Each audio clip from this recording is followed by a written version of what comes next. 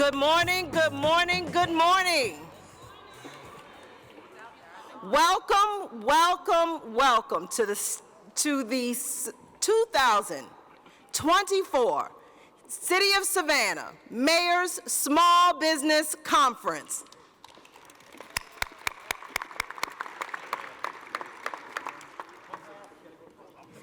My name is Miranda Lumpkin-Lotson, and I am the Assistant Director of Economic Development for the City of Savannah. I am delighted to welcome you this morning, and first off, to bring to the stage, to bring you greetings in his very own special way. The Mayor's Small Business Conference would not be complete without Savannah's 67th Mayor, Mr. Van R. Johnson.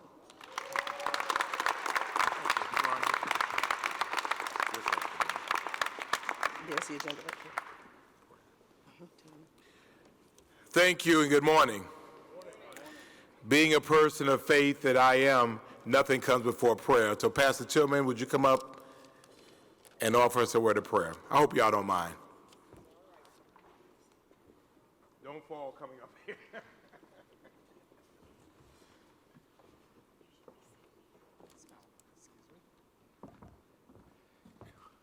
Good morning. Let us pray. God, our Creator, Sustainer, Redeemer, Deliverer, one who loves us so much. We come humbly on this day giving you praise, honor, and glory just for being God all by yourself. We ask now, God, your blessings upon this conference as only you can bless. Be with all businesses, be with our city, be with that you have placed within us to love as you would have us to love. Let us continue to be a city that will love people and use money instead of loving money and using people. Guide us and direct us. Bless in such a special way that when we leave this place, we will truly say, we've been blessed so we can be a blessing. Keep us now, ever use us. In your precious name we pray. Amen.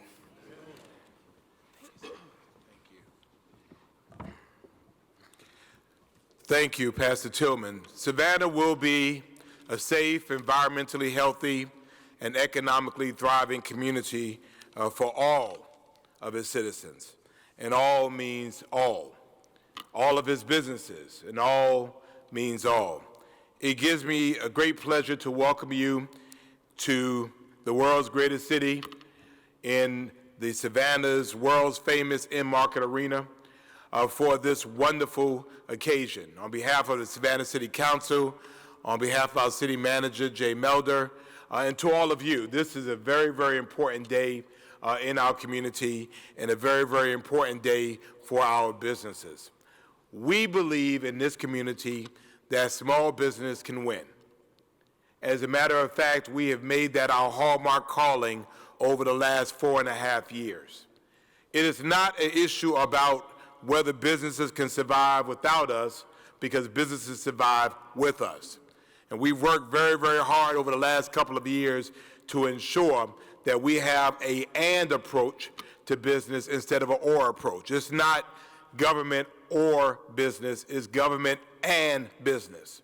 And that we have the absolute responsibility to do all we can to help you to be successful, because when you're successful, we are successful. And certainly in 2023, we've had our best year ever economically in the world's greatest city. We're looking for more in 2024. We know that the reason why Savannah did so well during the pandemic was because of you.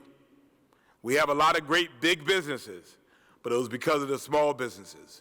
It was because of the mom and pop shops. It was because of you doing what you do every single day that help our city to stay warm, so that when it was time to open back up, we did that in a magnificent way. So give all of you yourselves a big round of applause for all of that. And in recognizing that, we also recognize that we were kind of doing this wrong. We had activities that were sporadic here and there. We know that working together works, and so we decided to work together. which is why this, for the first year, we're all together. Give yourselves a big round of applause for that. And there are so many people to thank for that. First of all, I want to thank our Economic Development Department, Manny Dominguez. Mandy's here. Mandy, Miranda, who you've already seen. Where's Miranda? Thank you. I'll give them a big round of applause. And our total economic development team who's running around. If they're around, if you see them, wave. Okay, I see some of them. Thank you all so much for the work that you do. Thank you so much to our title sponsors. We're blessed to have one of this nation's very few black-owned banks that's been celebrating working in this community for years. And so we want to thank Robert James II and Carver State Bank for their title sponsorship of this event. Give them a big round of applause. Keep it going also for the Savannah Economic Development Authority and Trip Policy. Y'all clap, come on, y'all come on, we're gonna work this up. WorkSource Coastal, Georgia is here as well, give them a round of applause. And all of our SCORE volunteers, we thank them for all of their work, give them a round of applause as well. We're grateful also to our partners. It's called the Mayor Small Business Conference. We've been doing it since 2007-ish or so, but we recognize that we're partners and we get this done through partnership. So to the Savannah Area Chamber of Commerce and Bert, where's Bert? There you go, thank you all. Come on, give it up, come on. These are some people that are very glad this week is here and will be very glad when the week is gone. To the Greater Black Chamber of Commerce, Marcelo Stewart, round of applause. All right, there he is. To the Metro Savannah Hispanic Chamber, Alfonso, thank you. The State of Small Business for Savannah, Marjorie and JoJo, thank you all so much. Again, this gets done intentionally with very hard, very intended work.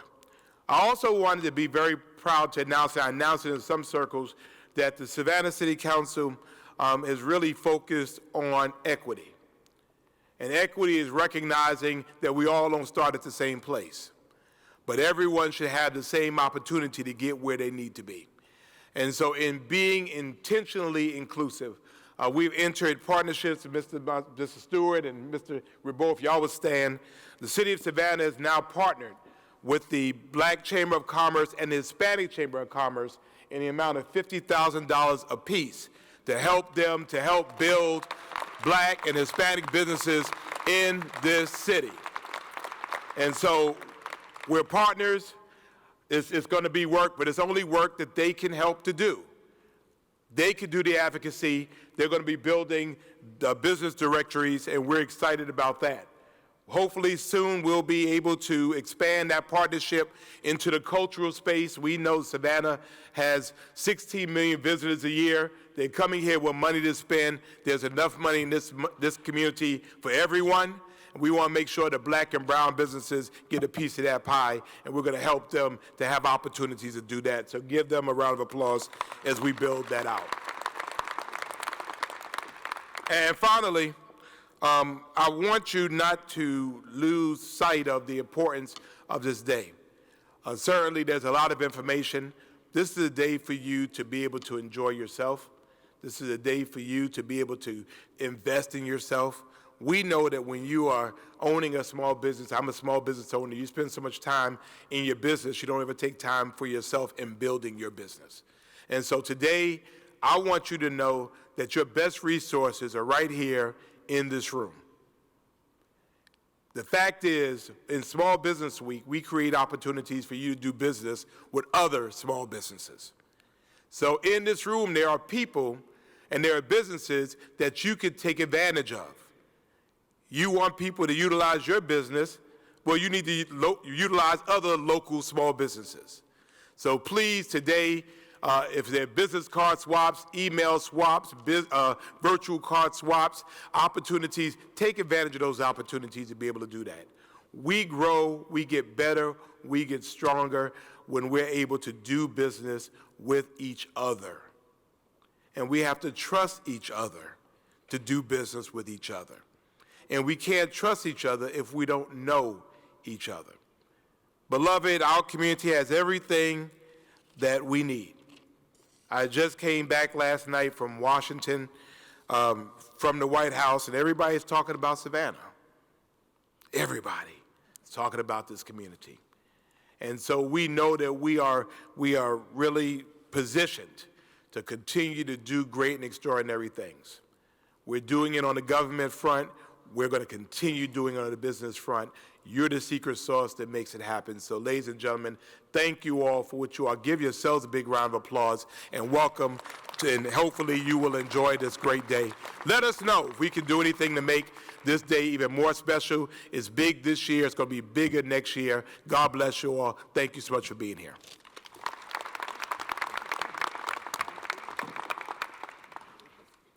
Now I would like to bring to the stage City of Savannah City Manager and the President and CEO of the Savannah Area Chamber of Commerce, Mr. Jay Melder and Mr. Burt Brantley, to provide us the conference welcome and overview.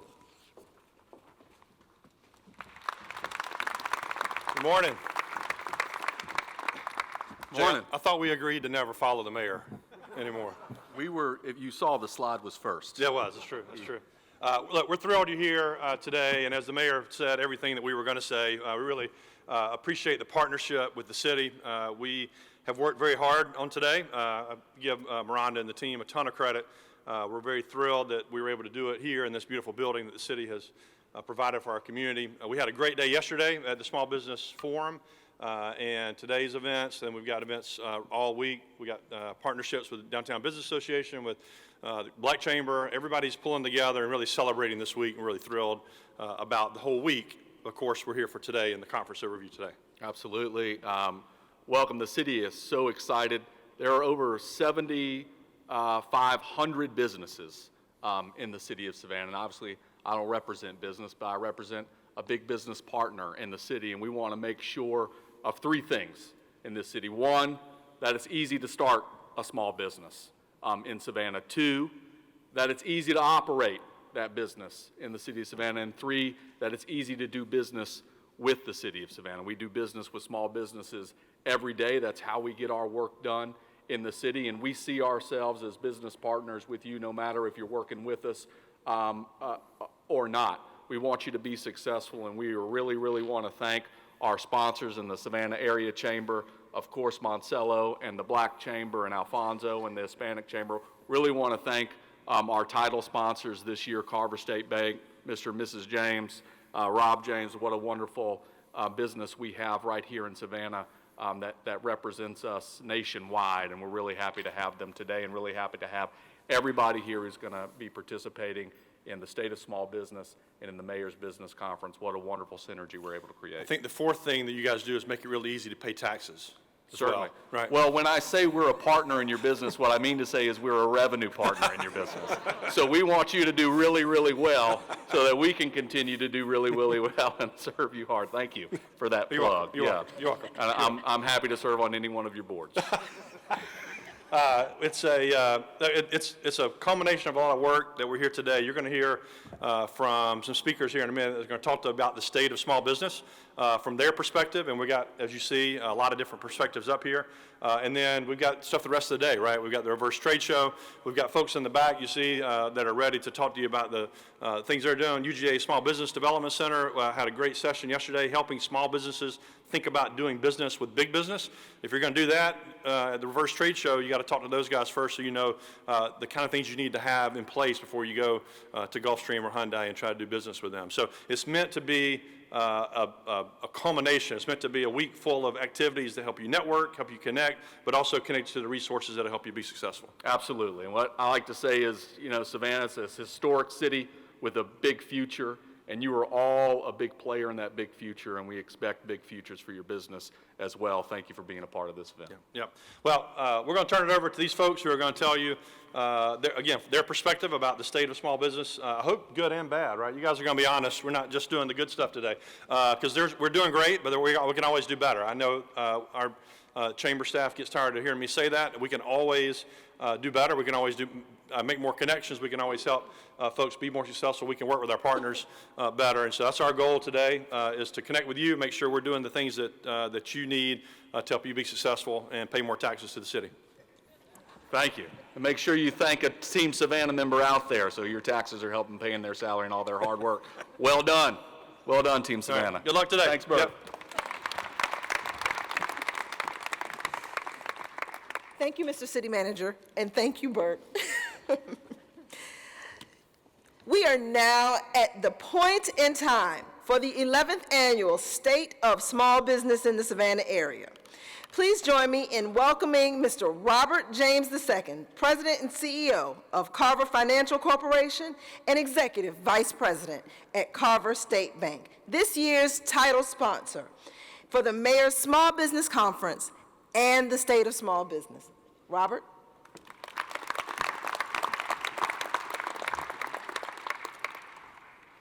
Good morning, Savannah. It is a privilege to be home. It is a privilege to address this incredible audience. I want to say to the best mayor in the United States of America, thank you for sponsoring this conference. Mayor Johnson has exhibited exemplary leadership, which is why the White House wants to hear from him, which is why they want to see what we're doing here in Savannah is because of his leadership. I want to greet all aldermen who are here, recognize them for their leadership and partnership with the mayor. To the city manager, Jay Melder, and the city's economic development team, thank you for putting on this incredible conference. Miranda, thank you for your hard work in putting all of this together. We know, those of us who do know that this doesn't happen unless you do what you do. So thank you very much. I want to recognize my parents, Bob and Shirley James, who are, pillars of this community and have been for over 50 years. My father, Bob James, is still in charge. Don't be tricked by the fact that I'm standing on this stage. He is the longest serving bank president in the United States of America, having been in that role for 53 years, so we want to honor him. Carver State Bank's vision is financial freedom for all. Our mission is to provide the building blocks to financial freedom. And we believe that we do that through providing what we call 4 building blocks to financial freedom: building businesses, building homes, building money, and then ultimately building community. Carver is first and foremost a bank. We're regulated by the FDIC and the Federal Reserve and the State Department of Banking, and we have auditors in the bank all the time. And so rest assured, anyone who's here who's not banking with Carver, come on and bank with us because we're safe and sound. But we're also very unique.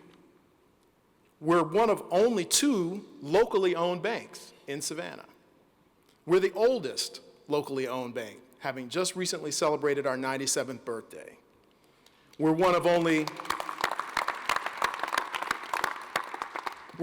22 banks in the entire United States of America that's owned by African Americans. Only 22. But we're the only community bank in the state of Georgia, in the history of our state, to ever win an allocation of federal new markets tax credits, which we've done 3 times, to the tune of $120 million in tax credits, which we've helped invest across the state of Georgia to create over 1,000 high-quality jobs across the state. Carver, thank you. Carver is a participant in the Georgia State Small Business Credit Initiative, which is designed to help small businesses just like the ones represented here access more capital. We're a participant in the SBA programs to help you access more capital. We helped to launch a nonprofit lending organization called Catalyst Development Corporation because, hey, the bank is very highly regulated, but the nonprofit can do the loans that the bank can't do because of our regulatory environment. Carver Financial Corporation offers merchant services. All those Clover terminals you see, you can get them from Carver. Our representative is right in the back at the table in the back. And we'll probably be able to save you a little bit of money on your merchant services, so please come and visit us.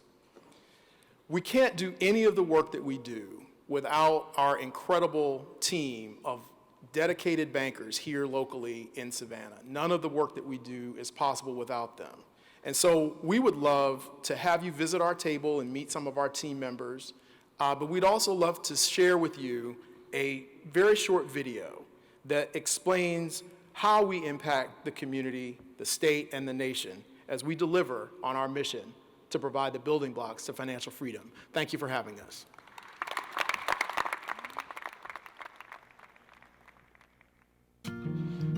In Savannah, I fly around the country and I get a chance to meet with all of these really, important leaders, and I get a chance to talk about the impact that Carver has. But I never want to lose sight of the fact that unless the staff people at Carver are doing their day-to-day job with the kind of attention to detail and care and dedication that they show. So I'm just, really, really grateful. We are considered, in my opinion, part of their family because they trust us, they trust our opinion. Financial freedom is being able to have money to do whatever it is you need to do, to live, to retire, to have a successful life. I was a student at Harvard Business School, and that's when I found out that there was a black-owned bank in Savannah, Georgia. And I, while visiting here, working on a second-year research paper, I got an opportunity to meet the president of Carver State Bank at that time, Mr. L.D. Perry. I can remember, believe it or not, when I was a little girl, and my dad bringing me into the first bank that was on Montgomery Street, and I thought to myself, wow, all these people that look like me in this type of institution. These are the customers that we want to see because we're very personal, and they love that. And so they're not going to get that at the larger regional or national banks when they go in. They're just another number. And we have some customers who come in every day or every other day, and I think it's because of the way they're treated, and it's like a social, some days it's like a social environment here where people hang out in the lobby and we just laugh and have a good time with the customers. Community bank like us, you can look outside your window and see the impact. I love Savannah. I love that I'm from here. I love that I'm local and I get to serve my community. I grew up here in Savannah, Georgia. Every year for MLK Parade, my mom would bring us down to MLK and we would sit in front of Carver State Bank. Even then I didn't know the impact or, the history behind Carver. Longevity with your customers. You care about the customers. It's not trying to sell them another product. I've had the customers actually tell me that they have, I wouldn't be here in this situation without your help. And that is so gratifying. We have been kind of a catalyst for economic inclusion of African Americans in almost all types of transactions in Savannah. We have probably created more African American millionaires in this town than any other institution for certain. To me, they're more concerned about the client and making sure that they're happy with what we are offering. We are providing the building blocks to generational wealth and closing the wealth gap. So many businesses, so many homes, so many communities that might not have been where they are today if it hadn't been for this institution and for my father's leadership at this institution. At Carver State Bank. Carver State Bank. Carver State Bank. Carver State Bank. Carver State Bank. Carver State Bank. At Carver State Bank, our vision is... Our vision is financial freedom. Is financial freedom. At Carver State Bank, our vision is financial freedom for all.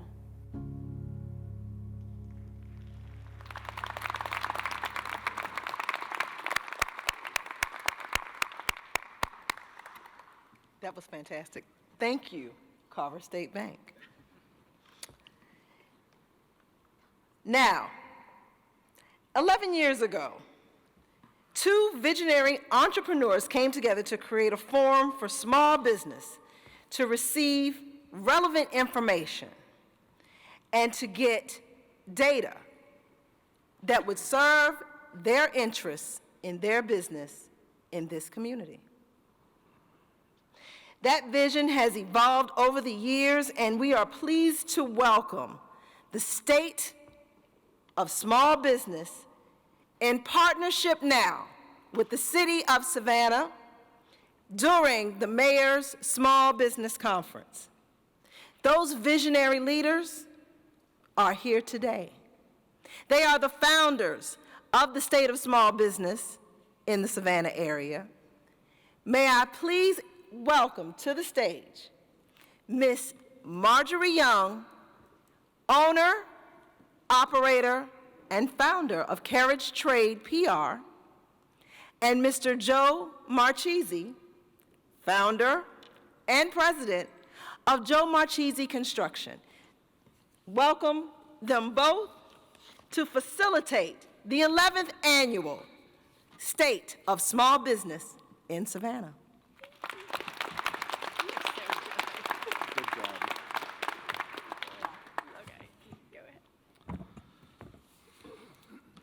So good morning. It's great to see you guys all here today. You know, it's wonderful when you come out to work on your business, because this will reap benefits when you're working in your business. So Miranda, thank you so much. Yeah, she's gone. You know, she has just been a great asset in the whole planning of this event, and we are just so excited to be to be in partnership with the Savannah Chamber and with the city, and it's just taken it from the Savannah Mall 11 years ago to the Trade Center to Bethesda, and now who would ever thought we would ever be here? So thank you very much. We are very, very grateful to be here, and you know, thank you, Carver State. That was a phenomenal video, and thank you for your longevity. I mean, that is really another round of applause for them. Before we get started, I'd like to thank Lou Phelps with the Savannah Business Journal. Lou, how many years have you been in business? You have an anniversary coming up. 26 years. Congratulations, Lou. We want to thank you for being the media sponsor for the State of Small Business. Also, I would like to thank our supporting sponsors that helped to promote this event. Savannah Score. Raise your hand if you're from Savannah Score. Yay! I've actually been a volunteer for 21 years with Savannah Score. We've got the University of Georgia Small Business Development Center, the City of Savannah, the Entrepreneurial Center, Miranda, Savannah Area Chamber of Commerce, the Greater Savannah Black Chamber of Commerce, Buy Local Savannah, Savannah Master Calendar. I see Mary Ann down there. Mia Talks. Did Mia make it? She actually had us on her radio show talking about this event coming up. Soul Insights. Philip's going to be speaking later today. Marchese Construction, my company, and the Metropolitan Savannah Hispanic Chamber of Commerce. So let's give them a round of applause. All right.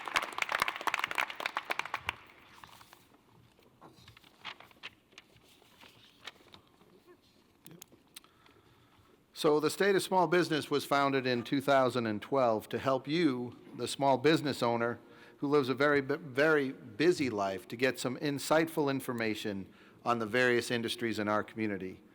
The presenters today will only have 3 minutes to share the local industry trends of what is happening in the Savannah area and what it means to you, the small business owner. So the State of Small Business has paved the way for equipping entrepreneurs with the knowledge they need to invest in our vibrant business landscape. And today, you might discover whether you need to buy your next F-150 or perhaps your next G700. So let's get going. So you're going to hear from 15 different presenters today in different industries like the tourism, technology, commercial real estate, the film industry, and a lot more. Each presenter will offer an overview of the current trends and challenges.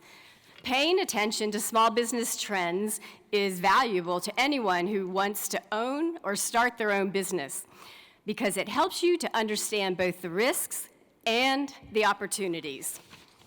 So we're going to encourage you guys to use the hashtag at SavSmallBiz24, and on that you can post information that you think might be valuable to other small businesses. So take notes and go social. And all the presenters' reports are going to be compiled into an ebook that's going to be available for a free download on the city's website. So, you know, while big businesses often grab the spotlight, it's small businesses that truly fuel the engine of the American economy. Recent data from the U.S. Small Business Administration paints an inspiring picture. A whopping 33.3 million businesses in the United States are classified as small business, and they account for 99.9% of all U.S. businesses. This uplifting statistic shows that small business matters. so before we get started, how many of you in here are between 1 and 5 years of running your own business? Please raise your hand. Wow, awesome. I'm just making sure you're aware of all the free mentoring services available, like Savannah Score. I want you all to raise your hand. The Entrepreneurial Center, SBDC, the Creative Coast, and Launch Savannah. If you get mentored, there are statistics saying you are going to make more money. All right? So I encourage any of the seasoned business owners in here to reach out and see if you can mentor or become a SCORE mentor, because it really matters being mentored. Okay, presenters, are you ready? We got the 3 minutes down here. So there is a 3-minute clock. I've heard that there's a very large buzzer, and when I come stand next to you, it means time is up. So with that, I'd like to introduce one of our favorite speakers, Dr. Michael Thoma, the Fuller E. Callaway Professor of Economics at the Georgia Southern University here in Savannah on the Armstrong campus. Dr. Thoma?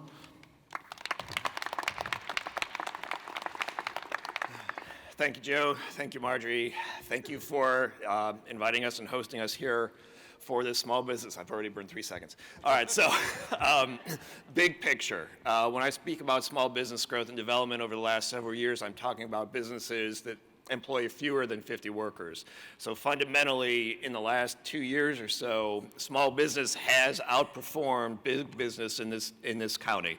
Last year was about 4 percentage point growth versus 2 percentage point growth for large businesses. This last year was plus 2% for small businesses and a little bit for large businesses. So over the past 3 to 4 years, the business climate has been favorable. Small businesses of that size have marginally increased their market share over the last 3 to 4 years. And that is consistent with what the mayor was telling us about trying to create opportunities for businesses to grow and thrive in our regional community. So as I look forward, what I see is amazing opportunity for small businesses in our county. We're all familiar with the plant, the electric vehicle plant that's going in North Bryan County. Think about this. That plant, its supply chain, and the ancillary businesses that's going to come along with it are going to add about 20,000 jobs to our regional employment base in the next 5 years or so. What does that mean? That's plus 10% to our workforce in a 5-year period. And that's going to happen on top of our usual and customary growth of 2.3% per year. So if you just let that sink in for a second, plus 10% to our employment base over a 5-year period. So there's ample time to ramp up for it. It's not all going to come at once, but you just think about the business development and growth opportunities that come with a 10% boost in the employment base. It's just stunning in terms of what that means for opportunities for small business growth. When you think about population growth and business growth, accompanying all that new development, there are ample opportunities for small businesses to benefit from that. So as you look forward and you think about our region in the upcoming years, there are opportunities not only with just the large businesses, but also for small businesses to work together and find opportunities to grow and develop and become more successful than you are now. So really the ecosystem is very, very favorable to small business growth. I encourage you to continue doing what you're doing and think about the opportunities that are upcoming in the future. Good luck. Have a good 5 years, because they're going to be good. So. Gosh, thank you, Dr. Toma. That's some really good news. 10%. That's huge. That's wonderful. So thank you. That's a great way to start this. We got a stat from Kewan Drayton, a local entrepreneur. Did Kewan make it today? Anyhow, he's a business strategist, and his stat says that young businesses create more jobs while older businesses shed jobs. That's according to Kauffman Foundation. Okay, so we've got our speaker number 2, Marcelo Storp, president of the Greater Savannah Black Chamber of Commerce, and his topic is Black business ownership. Welcome, Marcelo.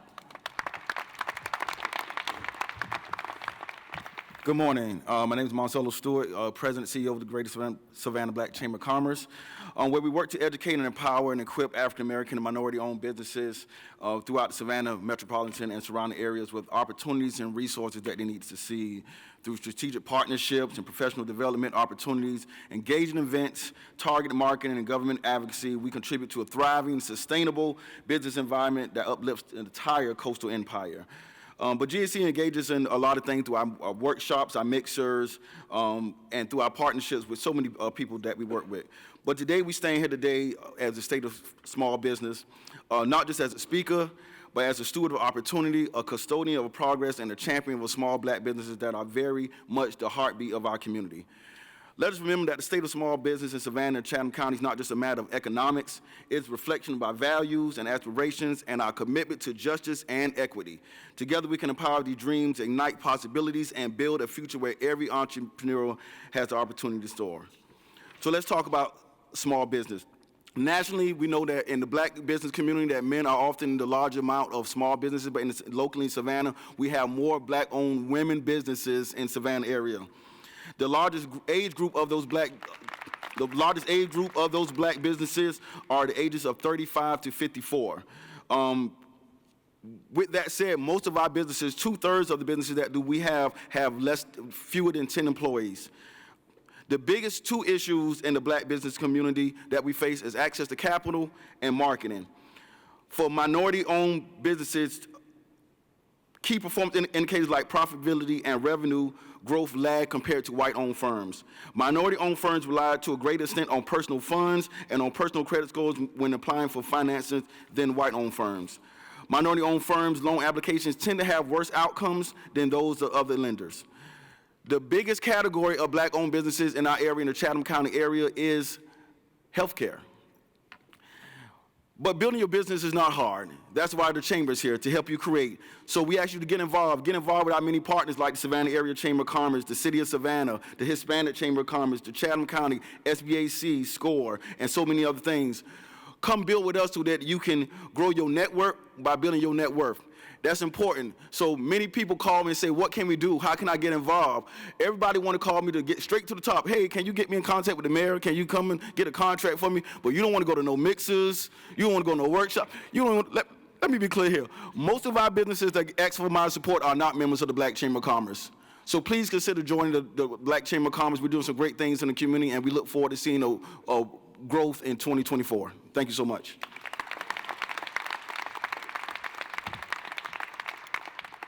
So, you heard if you don't join, you can't be a part of the party. So come on down, join and band together. It's the network that makes us stronger. So now it's my pleasure to introduce Alfonso Rabot, the president of the Hispanic Chamber of Commerce.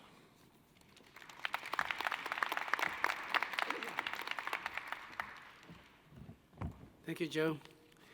It is a pleasure to be here with you.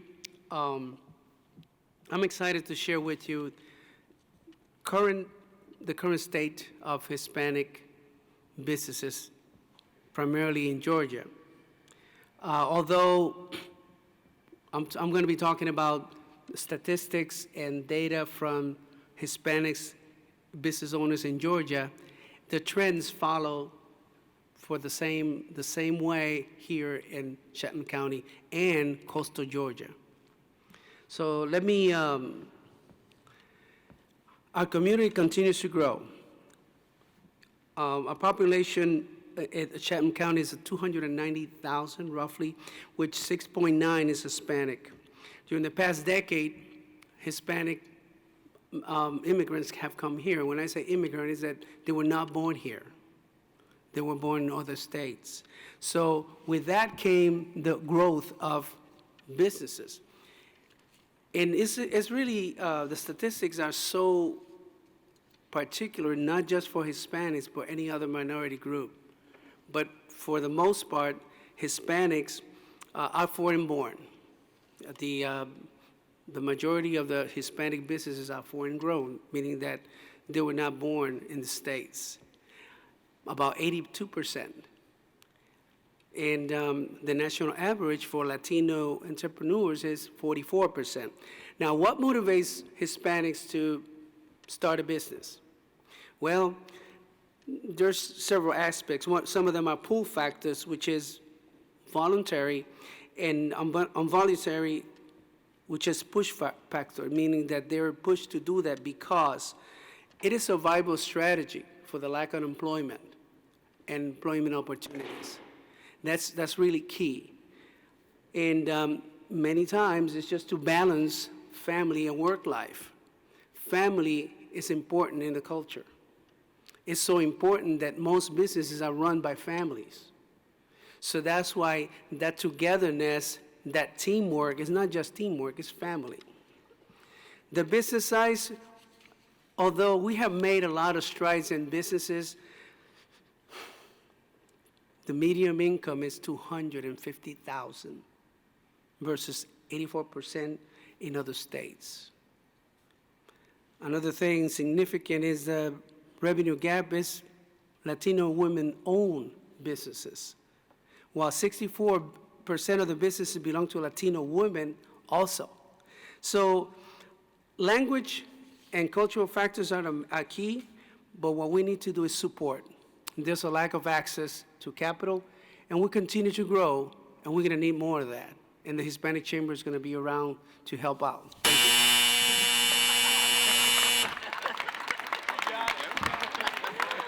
Woo. Alfonso. Good job, Alfonso. You didn't warn us about that. Alfonso just arrived at 3:30 in the morning from Chicago, so thank you for making it to this important event.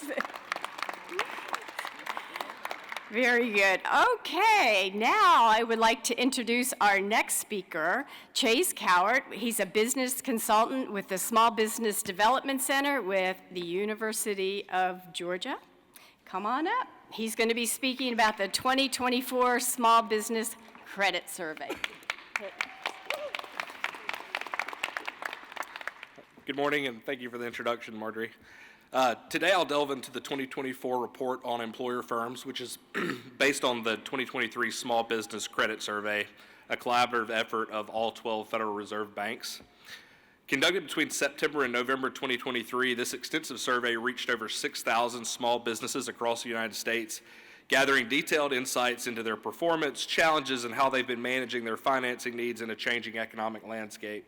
This data falls perfectly in line with what we hear from small business owners in our community on a daily basis. This year's report brings to light several pressing challenges our small business community faces, notably in operational and financial realms. 91% of firms encountered operational challenges, while a slightly higher 93% faced financial challenges. A substantial 77% of firms cited the rising cost of goods, services, and wages as their primary financial hurdle, a slight improvement from the previous year's 81%, but still significantly impactful. The competitive labor market continues to pose challenges in hiring, retaining talented staff, a recurrent theme with which many of you are familiar. There has been improvement in supply chain disruptions from 60% of firms reporting issues last year to only 41% this year. In addition to these challenges, a significant financial strain for many has been managing the cost implications of higher interest rates. This year, a notable percentage of firms reported that increased debt costs due to rising interest rates have strained their operations, complicating everything from daily expenses to expansion plans. The higher interest rates impact not only the cost of existing debts, but also the terms and accessibility of new financing, making it harder for businesses to pursue growth or sometimes even sustain operations. The funding available through the state Small Business Credit Initiative has been particularly helpful despite these conditions. This initiative has been instrumental in providing access to necessary funding, helping alleviate some of the challenges associated with securing affordable financing. SSBCI helps bridge the gap for businesses that might otherwise be sidelined by traditional financing avenues. Given these varied challenges, rising operational and financial costs, recruitment, retention hurdles, and the issue of navigating higher interest rates, it's clear that small businesses in Savannah and Southeast Georgia continue to demonstrate remarkable adaptability and resilience. The ability to adjust and adapt to navigate these obstacles with strategic foresight, innovative thinking is nothing short of remarkable. As we consider these insights, it's crucial for us to think collaboratively about how we can leverage programs like SSBCI and other resources to strengthen the small business community. Thank you.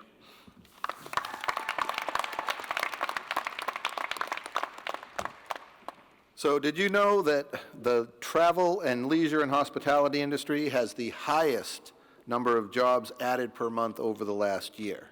And here to tell us more about that is Stephen Plunk, the director of the Tourism Leadership Council in the Golden Isles office. Michael Owens co-wrote this with me, so wish me luck in keeping it under 3 minutes. Ladies and gentlemen, this morning I'm here to discuss with you the state of the tourism industry in our beloved city. The state of tourism, as anyone who has been downtown recently and tried to find a parking spot can tell you, is strong. Savannah, with its cobblestone streets, historic architecture, and southern charm, continues to be a magnet for tourists seeking a glimpse into the past and a taste of southern hospitality. However, like many destinations worldwide, our industry does face new challenges.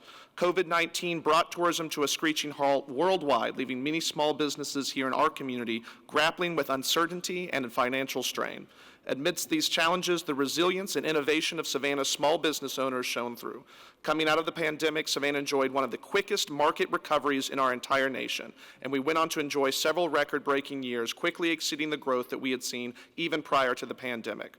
Exponential growth can't, however, last forever, and while 2023 saw a modest increase, our pace in 2024 is now flat, with signs of softening in some sectors. Largely, this is related to national trends such as continued consumer inflation concerns, pre-election anxieties, and a lack of market confidence, coupled with the comeback of international destination travel that we've seen in this past 18 to 24 months. Within Savannah, our biggest concern continues to be the labor market and its shortcomings. Costs have risen across the board since 2019, but none more so than the cost of hiring. Further competition coming from the manufacturing sector here will likely drive up costs further as we go into 2025 and beyond. Policies that will allow us to build additional workforce housing and investments in transportation solutions are crucial priorities that the city must address in the coming years. Looking ahead, our goal in our marketing operations will continue to focus on quality of visitor over quantity, attracting the guest who buys by the bottle rather than by the glass. The more we can shift our market demographic in this direction, the better off everyone in our community will be and the more sustainable our success will become. From quaint bed and breakfast to family-owned restaurants serving up low-country cuisine, small businesses are and will continue to be the lifeblood of Savannah tourism. They offer unique experiences, personalized service, and genuine connections to the community that the larger establishments often struggle to emulate.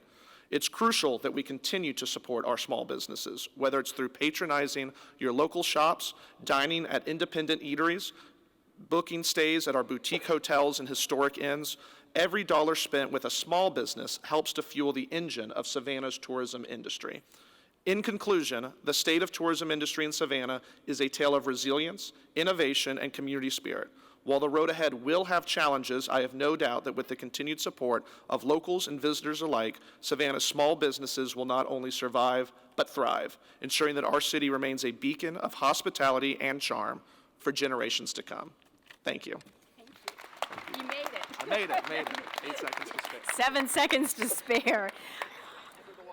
Stephen, I remember in 2020 when COVID happened, we did have a state of small business, and it was the most bleak report that Michael gave. It was so depressing, and I'm so excited to hear the good news now that we're in full recovery. Whew.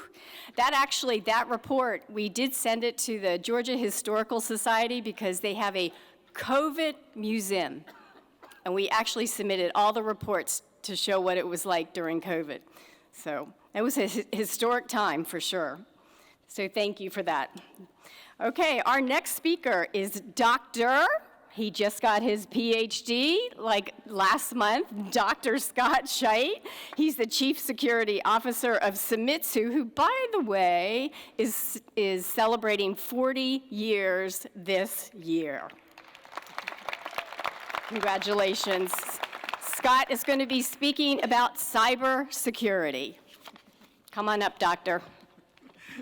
Thank you, Marjorie. Thank you, everybody. Hopefully mine is not the negatives for everybody in the room as much as the positives we've heard so far. But on behalf of Sam Sumitsu Cook, the CEO of Sumitsu, I'm honored to share statistics from 2023 into the 2024 year related to the small business enterprises, IT and cybersecurity solutions that we provide, as well as technology security space at large. Healthcare, education, and finance continue to be the top 3 targeted industries in technology security and cybersecurity concerns. Small businesses with 1,000 or fewer employees are impacted by 46% of all cyber breaches. 65% of cyber attacks were the result of third-party vendors. 75% of small businesses could not continue operating if they were hit with a ransomware attack. 64% of small businesses are not familiar with cyber insurance. Recent changes to the FTC safeguards rule mandate cybersecurity programs and what should be in those programs for companies such as accountants, tax preparers, mortgage brokers, property appraisers, and many other groups that we could talk about later. So the question I bring to the small business leadership today is, how strong is your third-party risk management? 95% of cyber attacks are attributed to human error. Even when your organization attempts to maintain a strong cybersecurity posture, how do you know what the posture of your vendors and your service providers are?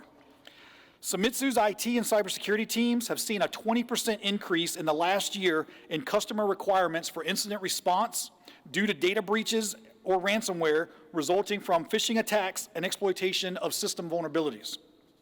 So we bring you some recommendations for closing out today. So the recommendations we have for this year that we're here to help you with, as well as share in the community success, is to develop third-party risk management awareness. Engaging in more risk awareness, decision-making with stakeholders is the best way to slow the flow of embedded risks in fast-moving and growing enterprises. Your reputation and cash flow can be affected by the security posture of your vendors and service providers. Establish relationships before you need them, such as through incident retainers with MSPs or cyber insurance posturing. Cyber insurance reviews have, in the Savannah area, have increased 30% in the last year, and the requirements to qualify for cyber insurance premiums have become lower. Paying a ransom will not likely get your data back at the same 100% state it was before an attack. Proactive cyber defense is better than relying on cyber insurance to cover ransomware, as it may not be enough, and most small businesses are underinsured for what may actually happen through an attack on themselves or your vendors. I'll leave you with that and say thank you for the opportunity to share this with you. Absolutely.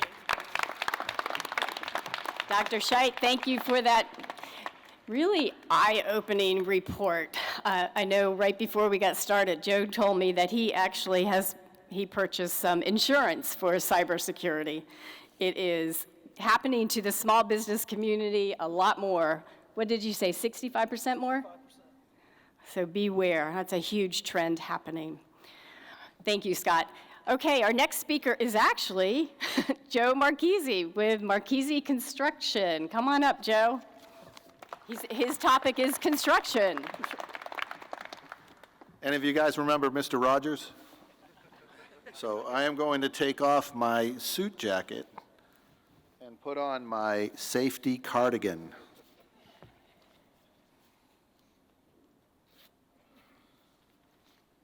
You can start my time. I don't want to take too much time. I don't want that buzzer either. They said it was going to be loud. They were right. Hey, so I've had a small construction company here in Savannah, we're in Pooler, and just to confuse everybody, our street address, if you want to come by and have a cup of coffee, it's 1525 Dean Forest Road, Savannah, Georgia, 31408. I'm in Pooler. So when I need a building inspection, I call Pooler. 31408 is a Garden City zip code.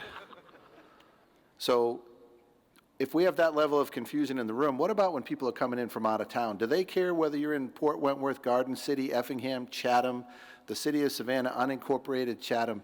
They do not. We need to be together. We need to work together. We need to make decisions, and when those decisions are made, we all hold hands and we cross the street together. And when someone asks us, we say, that's the decision we made. And that's how we get a project like Hyundai, with a joint development authority, crossing those lines and being able to just work together for these outside investors. So I did a little SWOT analysis of Marchese Construction, and what's going on right now is the Georgia Ports Authority, $5 billion of infrastructure. Fort Stewart and Hunter, $5 billion of annual financial input. 2,000 construction workers out there. If you haven't driven by I-16 and watched that beehive of activity, they said they were going to do it, and they did it. I've got to give a lot of credit to everyone that came together to do that. All right? Hyundai, $5.54 billion of investment with 8,500 jobs. One of their second-tier suppliers is building on Fort Howard Road in Rincon, 750 jobs. And you know what we do? We go like this, 750 jobs. Let me help you. 750 jobs in Rincon. In Rincon. 10% of our workforce. Pay attention. It's going to change everything, right? Hyundai property, so some of our weaknesses. Hyundai did get a property tax abatement until 2049. Water and sewer, affordable child care, the availability of labor, the lack of public transportation. So our opportunities were they needed new roads, they needed new water and sewer, the U.S. Inflation Reduction Act. Now, some of the bad stuff. We're going to get into some issues with water withdrawal. We have labor shortages. We have lack of a regional water and sewer authority. It would help. We have global insecurity, and we have the high cost of borrowing money, but we know how to take care of that. We're going to go to Carver State Bank, and we're going to talk to them. So thank you very much. I have 8 seconds left. Good night. Good job, Joe. Very good. I like the yellow safety jacket, too. Okay, our next speaker is Armand Turner. He is the Deputy Program Manager with Healthy Savannah, and his topic is productivity. Come on up, Armand. Thank you. So productivity is so important to what we do. We want to do the most amount of work in the least amount of time at the highest level. And so productivity can be affected by so many different things, but what may be the most essential is our health. So what we know is that as of right now, Georgia ranks 16th in overall labor productivity. And we also know that those rates have dropped dramatically every year since the pandemic. So coming out of the pandemic, we thought those were going to shoot up, but they did the exact opposite. What we also know is that health correlates directly with those productivity rates.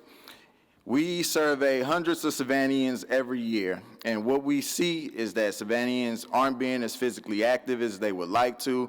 We aren't eating as many fruits and vegetables as we like to, and it's become an issue. Exercise improves our cardiovascular health, it increases our blood flow, enhances metabolism, improves energy levels and stamina, it helps us stay alert. All of these things are accomplished through being physically active and eating right. The CDC recommends that we get 150 minutes per week of physical activity. When we think of physical activity, we think of exercise, we think of going to the gym, but it doesn't have to just be that. So I have a few recommendations that we can do as Savannians, as Georgians, to be more physically active and improve our productivity levels.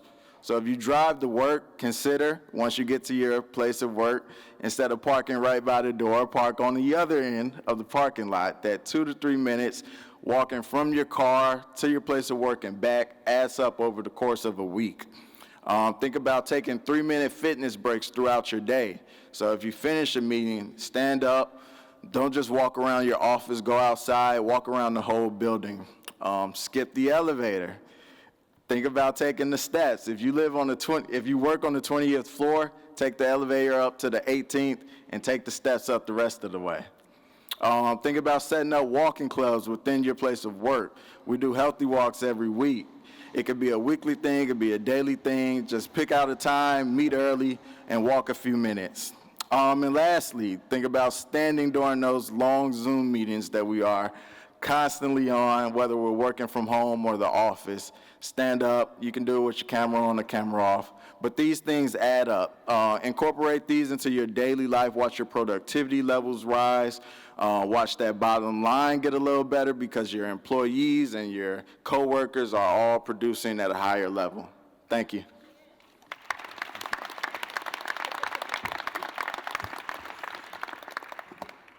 You know, this buzzer is really an excellent thing because you can watch people getting there. But hey, you know, we do know that capital is available in the Savannah market, but it's harder and harder to find, so you need a knowledgeable guide. So Victoria Saxton with the Small Business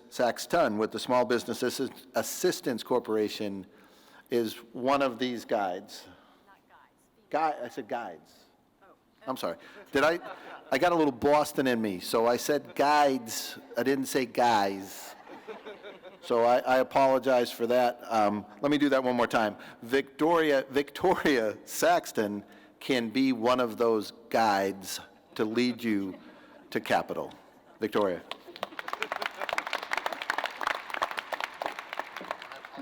Not a problem. Thank you so much. Again, we talked about access to capital.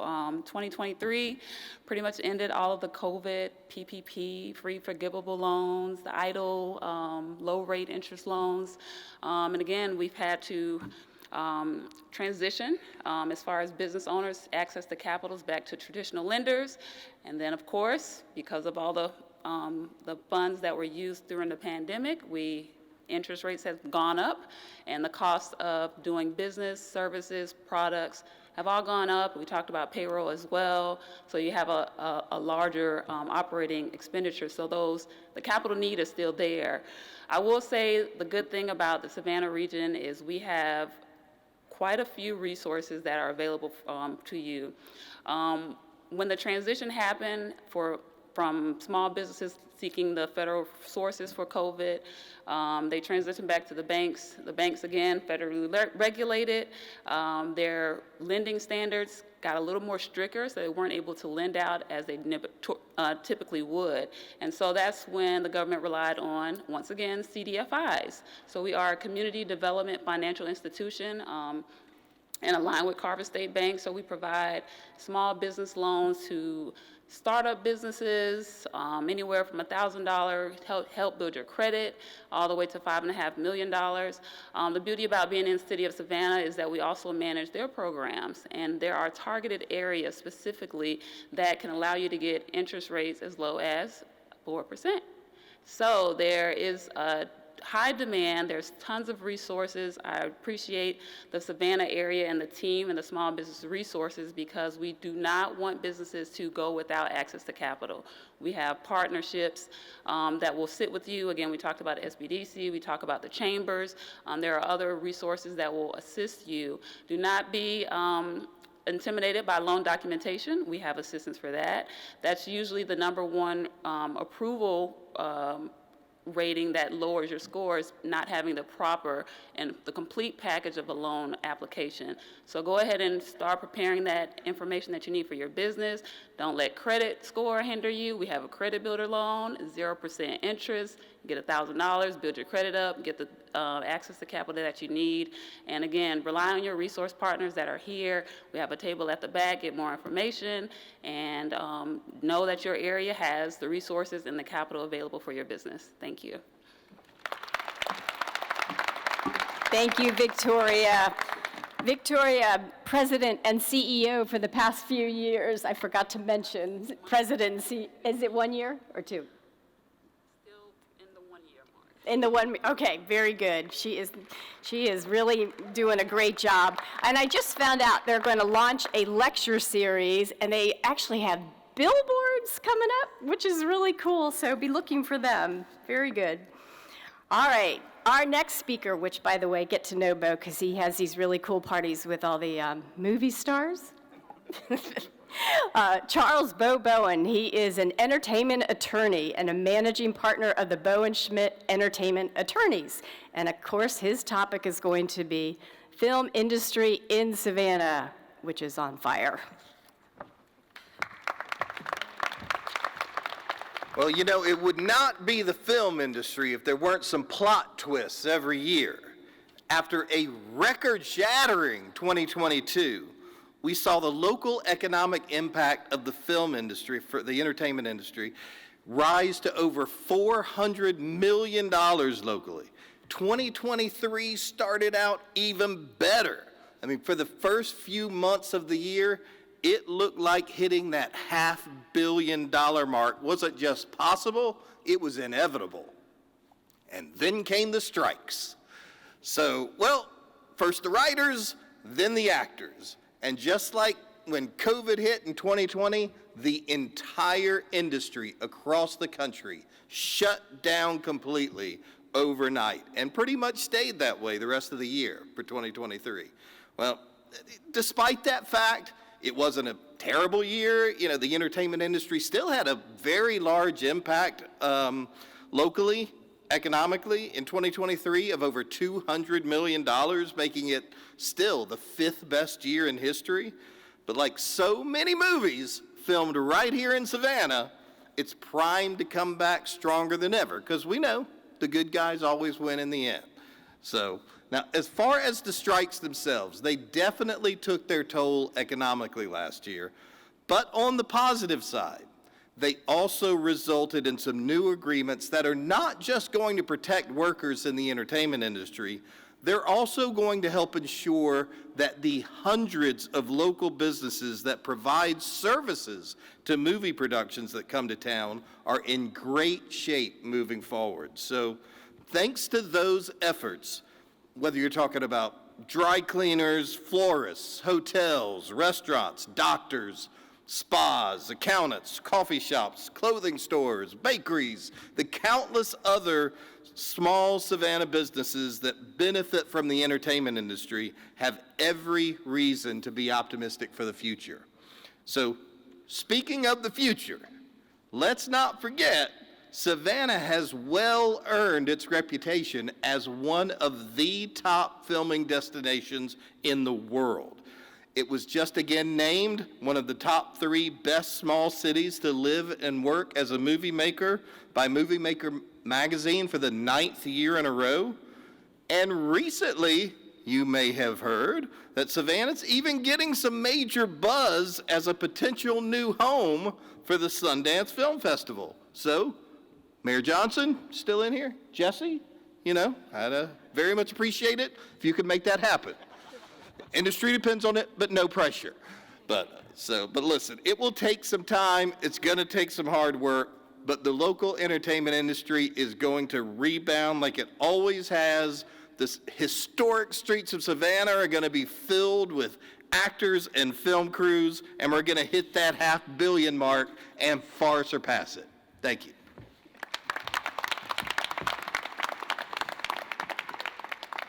So they had pity on Bo and did not buzz him off the stage. But it is my pleasure to introduce our next speaker, and this is Catalina Garcia Quick, and she is the business development person for Pratt Industries in their recycling division. Yep. And since we are all family, today is her birthday. Come on right up here. And we are going to sing Happy Birthday. Happy birthday to you. Happy birthday to you. Happy birthday, dear Catalina. Happy birthday to you. Well, thank you. I don't think I've ever had this many people sing to me before, so double nickels. So anyway, good morning. My name is Catalina Garcia Quick. I work for Pratt Industries Recycling Division. Sorry, I'm still recovering from the birthday singing. I work for Pratt Industries Recycling Division.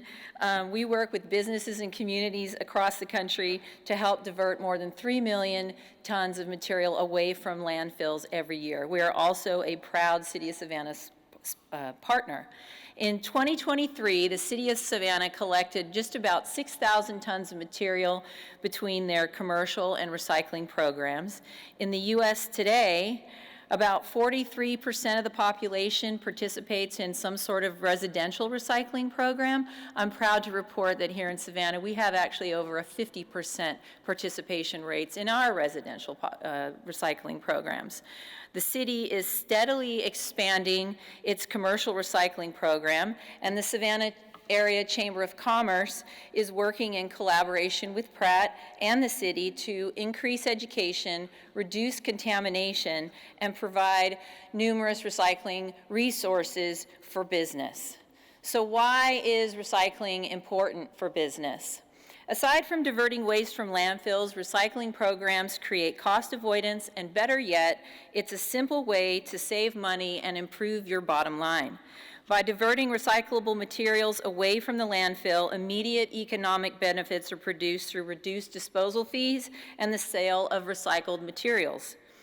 On average, 70% of consumers will pay an added premium of 35% for sustainable purchases. 57% of them are actually willing to change their shopping habits altogether to reduce negative impacts on the environment. So yes, recycling is beneficial to the environment, but it is also a critical part of the U.S. economy, contributing to over 681,000 jobs and over $37.8 billion in wages. According to the Georgia Center of Innovation, recycling and sustainability are vital sectors in Georgia's progressive economic ecosystem. Georgia companies are paving the way of recycling innovation, putting to use the model of circular economy. This means that Georgia businesses have the power to create solutions, drive sustainable change, things like phasing out single-use plastics within your operation. The City of Savannah is actually leading the way here by, and has worked to only purchase biodegradable alternatives to common office supply and break room items since 2021. I'll leave you with a bit of a direction to go online and go to the recyclingpartnership.org. There you'll find a number of resources available specifically to business, and there's a lot of great information for you there as a business owner to find surrounding your recycling program. Thank you. Thank you, Catalina, and happy birthday again. Okay. So before I pull up Rhett Mouchet, I just want to mention there's two people on the stage that have been with us for 11 years. One is Dr. Toma, and the other one is Rhett Mouchet. So thank you for all these years of coming up here and preparing your report. It takes a lot. So come on up, Rhett. He is the Associate Broker for Colliers International Savannah, and his topic, of course, is commercial real estate trends. Come on up. Thank you.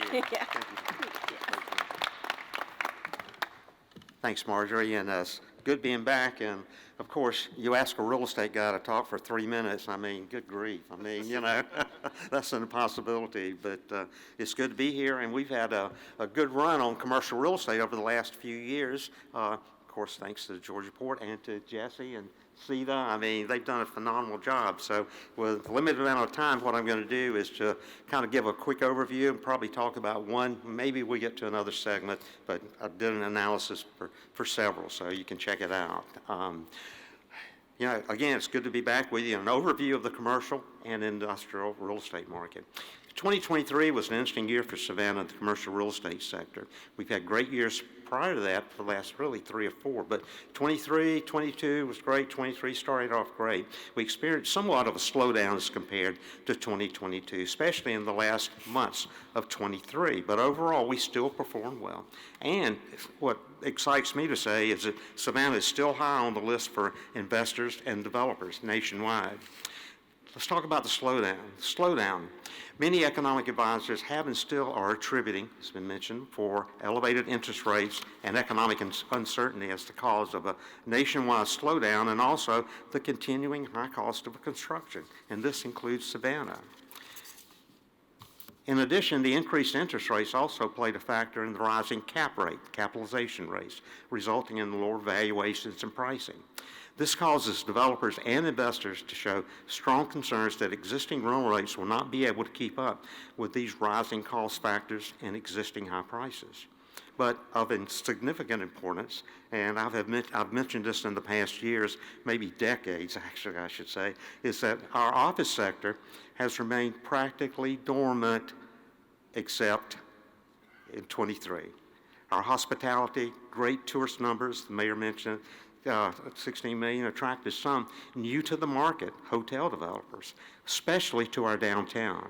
And they purchased several of our downtown significant office buildings to convert to hotels. Hospitality, as it relates to small business, is just, I mean, that's Christmas, every day of the year. As a result, a lot of office tenants have gotten notices to terminate, and a new and greater demand for office space. We have less than a 2% vacancy right now has occurred. Can't believe what I just said, because I've talked in past years up here, is that, don't even want to mention our office market. But the office market now is attracting investors, developers to Savannah to invest in existing buildings, renovate office, and to develop new buildings if they can find a site. A good example of that is the Truist Building, formerly SunTrust on Johnson Square, and it's a great example of that. So looks like I'm running out of time.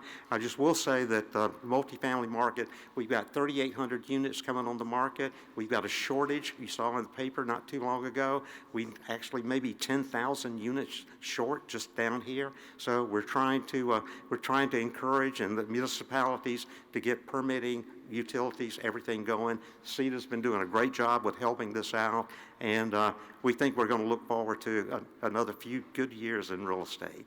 So, thank you.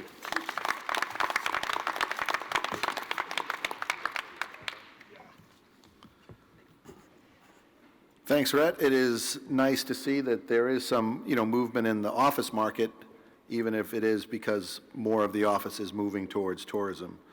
But it's now my pleasure to introduce Jessie Dillon. She is the Chief Operating Officer, there's a little Boston for you, of the Savannah Economic Development Authority. Jessie?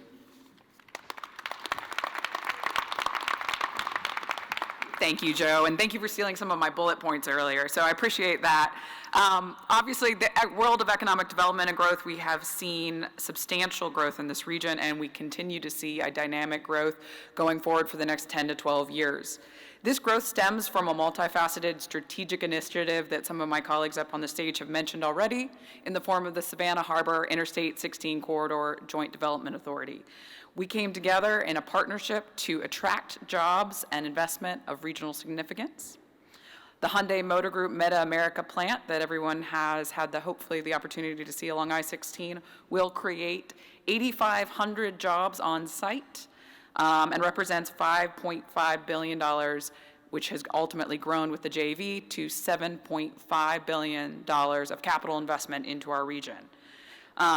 In addition to that, we have seen the suppliers come in and create another 7,000 jobs, bringing the total investment in the region to $10 billion of direct capital investment as a result of this project of regional significance. But not all of these jobs will be created overnight, not all at once. And I think that's an important point to make as we look at some of the hurdles that we're going to be facing as a region going forward. This will be a gradual ramp up. And it's not just the Hyundai Motor Group Meta America plant that's creating these job opportunities. We also see growth in our Savannah port, in the Georgia Ports Authority, Gulfstream Aerospace, which created another 1,600 jobs last year, and also some of our small and medium-sized businesses that are growing and those that are attracted to the region. We know that growth in our existing industries and our locating companies comes and looks like lots of different things. So this looks like schools, roads, water, sewer, restaurants, retail, housing, and small business is critical to the success of all of this growth.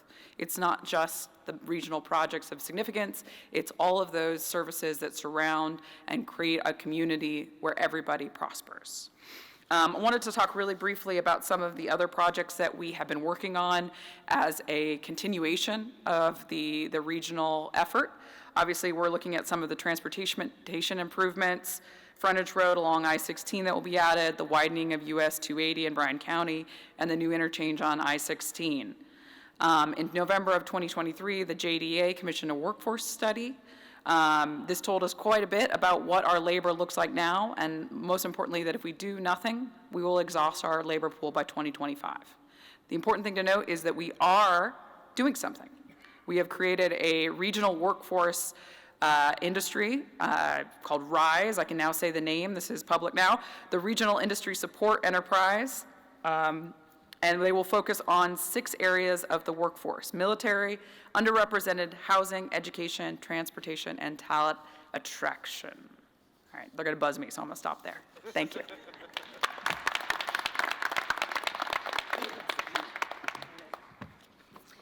Okay, thank you, Jesse.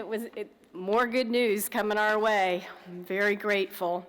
And just afterwards, all the speakers are going to be available to ask them more questions. This is just to get you thinking about, all the good things happening here.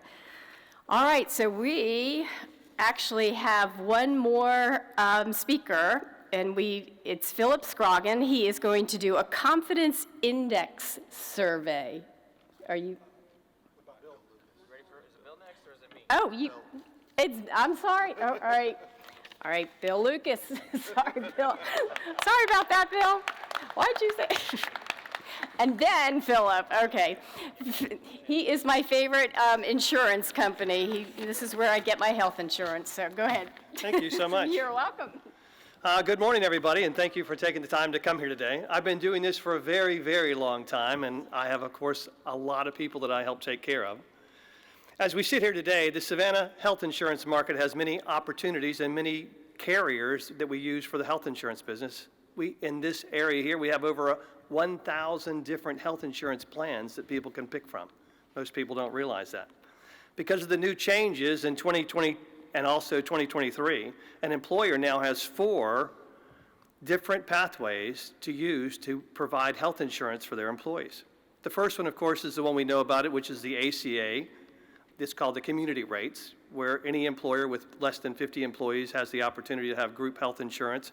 Nobody looks at your medical history, the rates are guaranteed, and all pre-existing conditions are covered.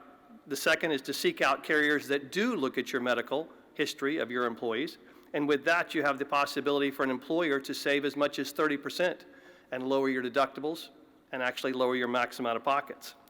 January of 2020 came and went with most employers not even realizing they could now use the individual health insurance market for their employees' health insurance. It's called ICHRA.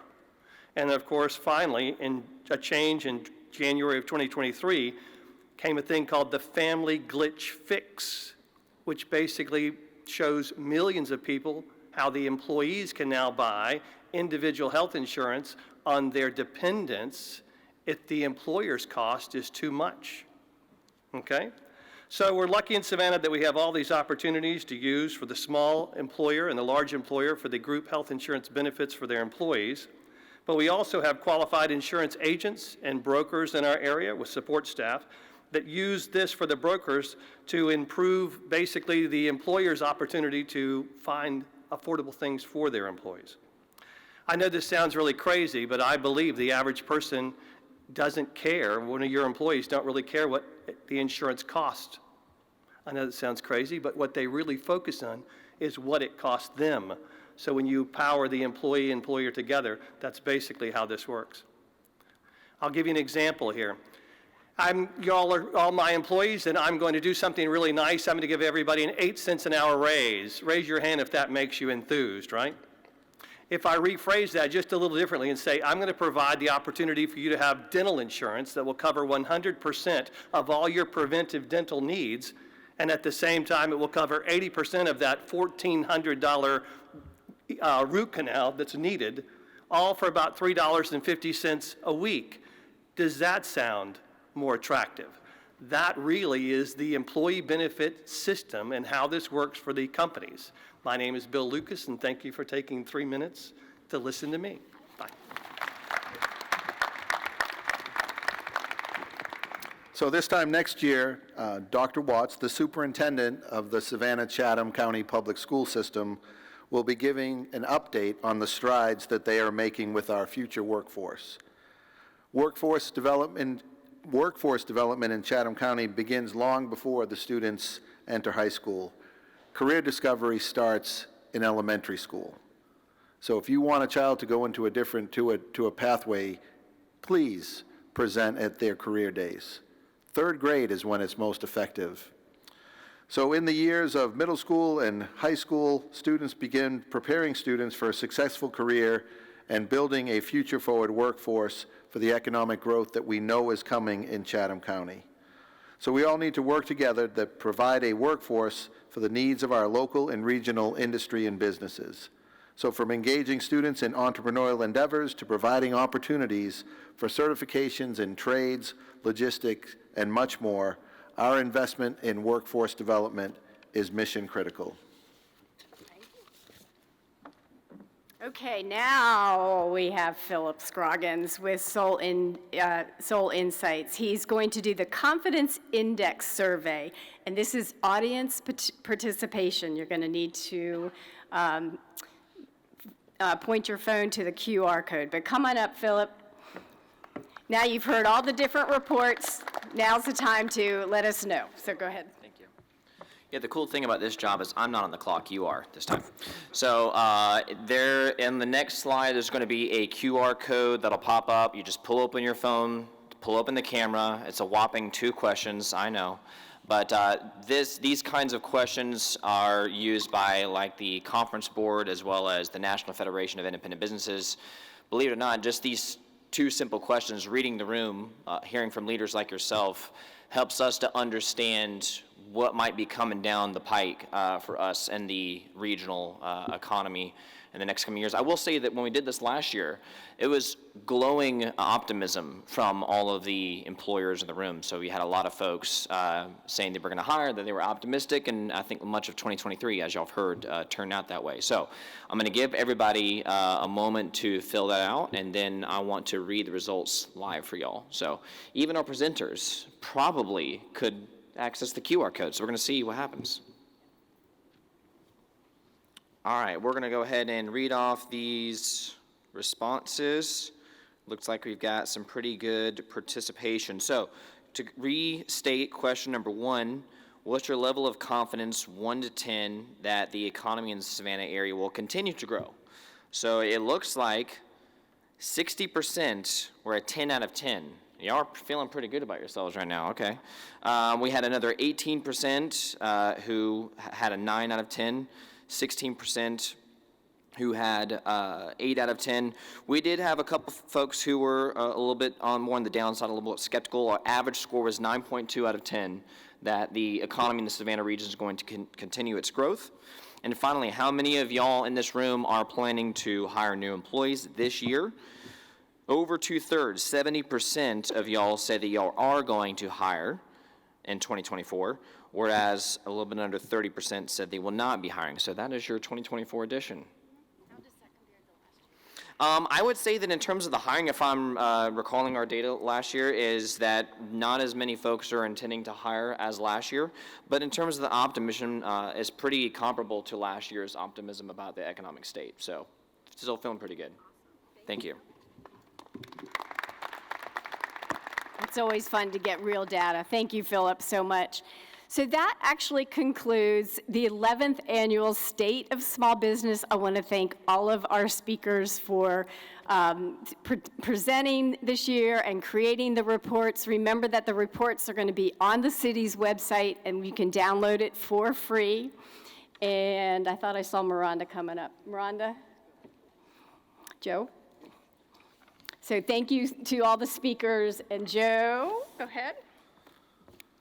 Yeah, so I just want to thank the Mayor of Savannah. Thank you so much. And then Carver State Bank, once again, being a title sponsor is just phenomenal. We can't thank you enough.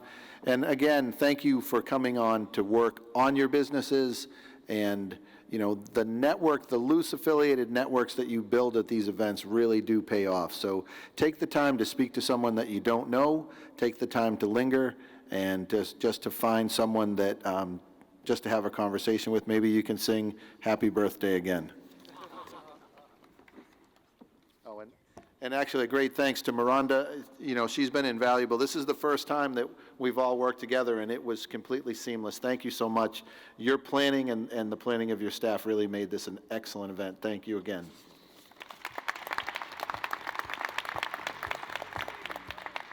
Well, now we are at a point in our morning for our networking break.